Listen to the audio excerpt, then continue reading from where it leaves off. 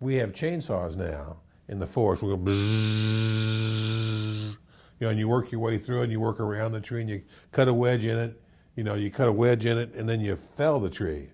Back in the old days, they had to use crosscut bow saws, and sometimes people would get hurt really bad because the tree would start to fall before it was supposed to, and then when it did, sometimes there'd be a spring back a piece would come back and it killed people. Literally, it was very dangerous. So it's a lot safer now with chainsaws than it was back in those days with the crossed bow saws. And in those days, they used mules, and you judged the size of a stave mill by how many mules it had. It'd be like a 20 mule stave mill or a 40 mule stave mill. They actually talked about the size of the mill that was by how many mules they had working there. That sounds crazy, but that's how you judge the size of a mill, by the number of mules. Back when my great-grandfather started in the business, the mills were mobile. So, you would actually cut maybe 2 or 3 or 4 acres of land. The mill would be right there by the trees. Then you'd move it over to the next, location. They used steam engines, or they'd use mules, and then eventually they used diesel generators. But they were very mobile.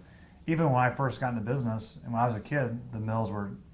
You could set a mill up in about probably 30 days or less. Today, building a mill is like a 1 year long project at least, and millions and millions of dollars. But even 30 years ago, a stave mill, you could have one set up in 30 days. Just put a tin shed up, pole barn building, and put a generator out there and start cutting staves basically.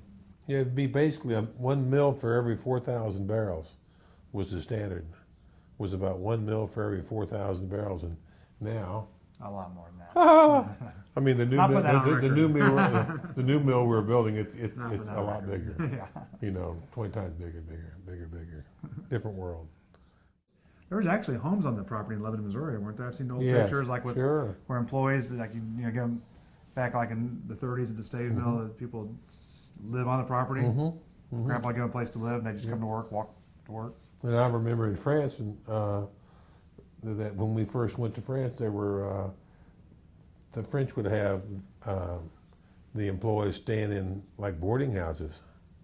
I remember that in France. So, and my dad had that. I didn't have that, but my dad did. So it was almost like a company town kind of thing. Sort of, yeah. We had a company store, where we gave credit. We gave credit to the employees. Lots of times. The guys would have a hard time holding on to their paychecks because they like to drink, and they're usually pretty low education, if any, and so my dad would